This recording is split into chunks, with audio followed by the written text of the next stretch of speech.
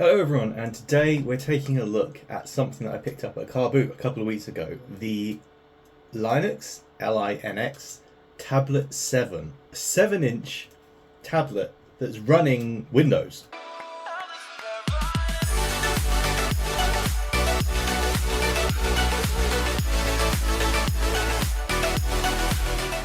So this is quite an interesting little bit of technology from a very strange era in tablets. This was released at the very end of 2014. It has a quad-core Atom processor, a whopping 1 gigabyte of RAM, and a 7-inch touchscreen. But, you know, that's not particularly unusual for a tablet of the time, but what is unusual is the fact that it is running Windows. It has a full x86 Atom processor in it, so it is full Windows. There is no RT Windows version or any rubbish like that from that period. This is the proper stuff. It also only RRP'd for £80. It was a really quite budget tablet at the time, and it was just such a fascinating little device. I never actually had one. I did actually have a version of the 10-inch tablet that they did for a while, but yeah, I picked this up at the car boot for £1. Go check out my car boot video if you haven't already. But I thought, let's dive into it. And of course, let's see if we can game on this thing. So in terms of the company itself, definitely seems to be completely defunct now. The website is completely down. You can't go there. There's no Wikipedia article for the company. I can't really find much information about the company itself at all, other than old reviews of their products. It seems like the last time the website was actually up and had anything on it was around July 8th, 2019, at least according to the web archive. So they've been extinct for quite a while now. And I could probably kind of understand why. We'll get into this tablet, but it's a bit of a niche device really. And it's certainly, as you might have already guessed, quite underpowered for Windows. But first things first, there is still a screen protector on this, fitted by default, so I'm very excited to get that off and actually see what the screen is like. So let's have a look around this device, let's test it out, and then let's try and play some games. First things first, of course, let's get this screen protector off. As you can see, the screen is quite beaten up, or at least the screen protector is anyway. It's also quite sticky. Definitely need to get rid of this.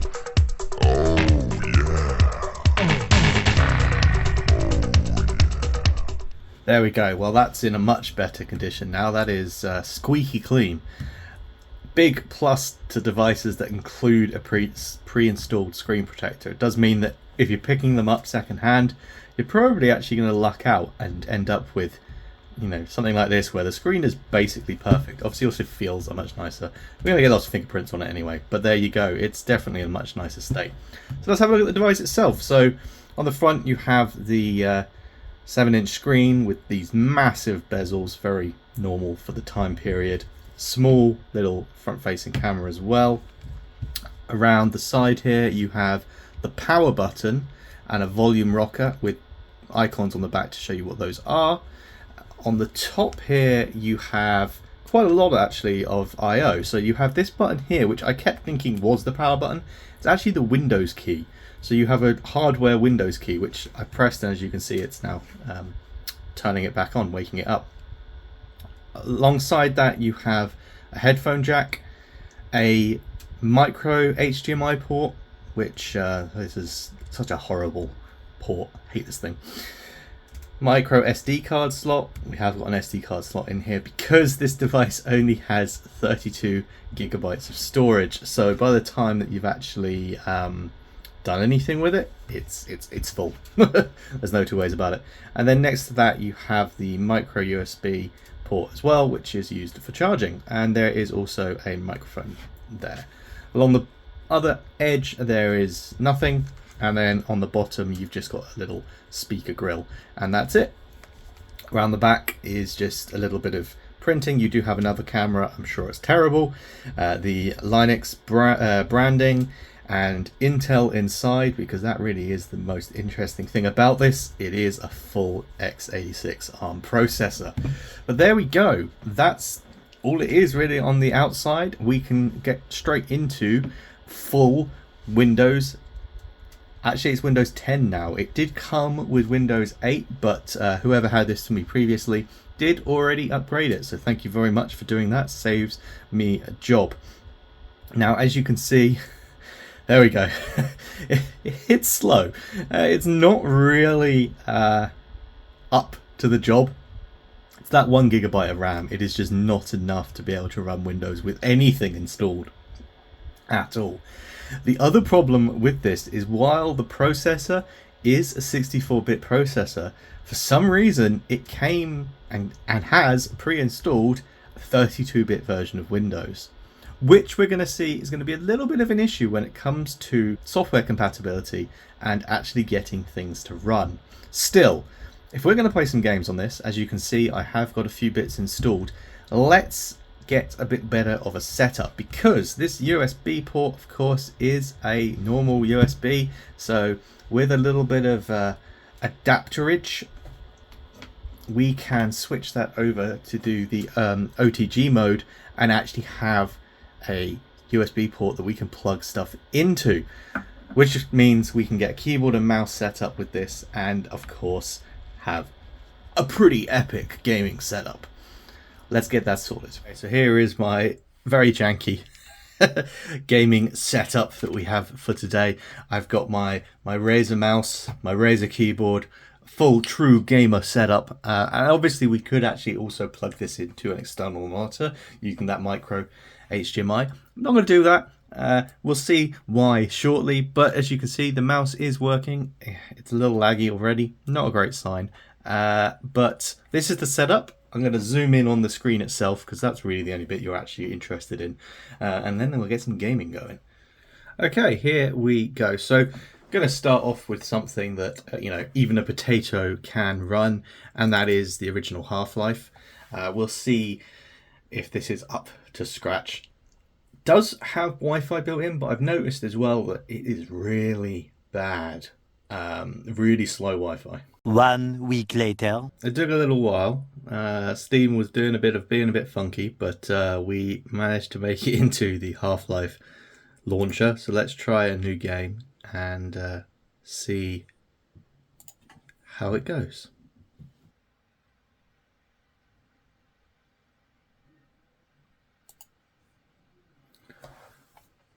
We're not getting sound for some reason. Let's have a look. Nope, there is no sound at all. But we are getting frames. Frames are happening.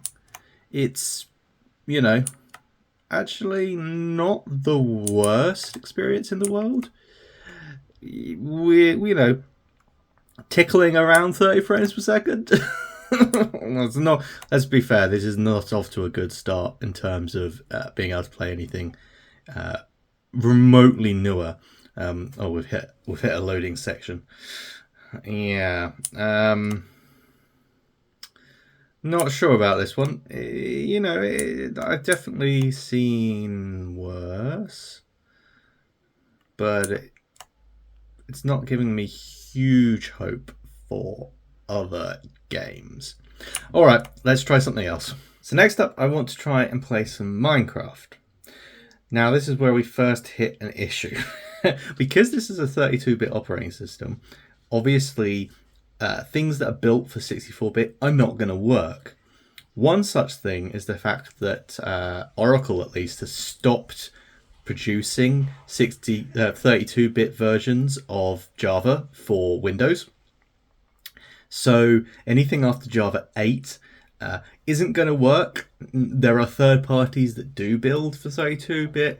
I couldn't get any of those to work, so I had to stick to Minecraft 1.16.5, which was the newest version of Minecraft that used Java 8.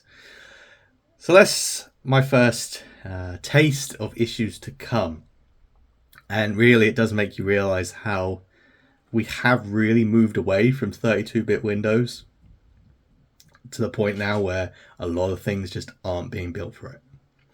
I noticed actually as well, we're using multi-MC here to launch Minecraft. Well, I normally use Prism. It's just another fork of the same project, which I particularly like. But this won't work Because again, it's only made for 64-bit Windows. Still, let's get some Minecraft booted up and see how that plays. Well, that took a painfully long time to load up, but we are in game. Oh, okay. Well, I think frames are happening. There is definitely stuff going on the screen. Let's just check how that's actually. Yeah, we're getting like 1 frame per second if we're lucky. Let's see if we can kind of lower the render distance and stuff at all. Okay, so that was actually already pretty much at the lowest settings. The only thing that was left is to change the resolution, which I have just brought down to 800 by 600. We'll see. It does seem to have currently frozen, of course, so that's fun. And the whole game has crashed. So it's safe to say that not a good experience. Minecraft is not going to be functioning well enough. Let's move on. So, okay, so we've tried Half-Life 1. I think the natural... Why is the camera having a bit of a rave? I apologise. It doesn't know what to focus on, I guess. Anyway, let's get into some Half-Life 2 and see how that plays. We are in. Yeah, still no audio, but you know what? Again, we're getting some frames. There is frames happening. Yeah, I mean, it's not horrendous. It's playable. I'm pretty impressed, actually, to be completely honest, that this is working at all. It's a bit dark. I'm really struggling to see what's going on the screen, but who needs to do it? Let's see. That's overrated. Okay, so, you know, when more things and action are happening on the screen, it's not quite so happy. And we're going outside, so let's see what that's like. Yeah, I mean...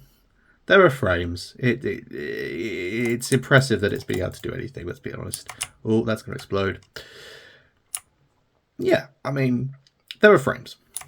So next up I thought, well, you know, okay, 3D games, not such a big thing, but what about, you know, a sprite-based game? Let's try and play some Stardew Valley. That should work. That should, you know.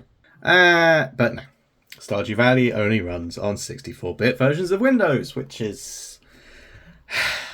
such a pain. So, yeah, really not the best gaming performance around, that's for sure.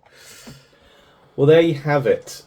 Can you game on this tablet? Well, I guess technically yes, if you set your expectations super low. But that's not really what this device was ever made for. This video was just a bit of fun, really. It was never marketed for gaming or anything of the sort. But that does bring up the question of, well, what is it for? And I think that's probably one of the reasons why this company kind of collapsed, because I'm not sure they had an answer, and I'm not sure anyone has an answer, particularly for the 7-inch version. What are you actually going to be able to do with this? 1 GB of RAM, even for Windows 8, was not enough. So you're very much limited to one application at a time.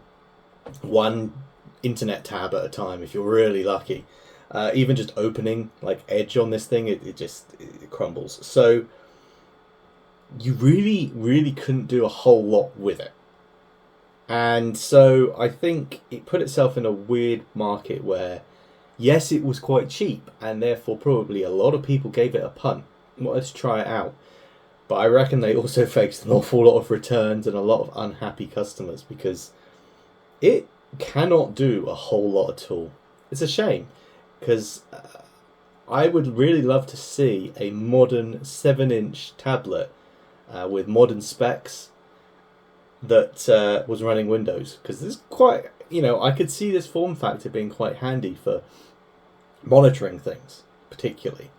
But yeah, this as it is, with its 1 GB of RAM and Atom processor, It's a big no, unfortunately. Still, this video has been a lot of fun. I hope you've enjoyed it. I know I have enjoyed making it. So thank you very much for watching. If you have enjoyed it, please do make sure to hit that like button and subscribe. We are now in our last 100 to reach that 1,000 subscriber goal. So less than 100 subscribers to go, and we will be there. So thank you very much for all the support so far, and I will see you again very soon. Bye for now.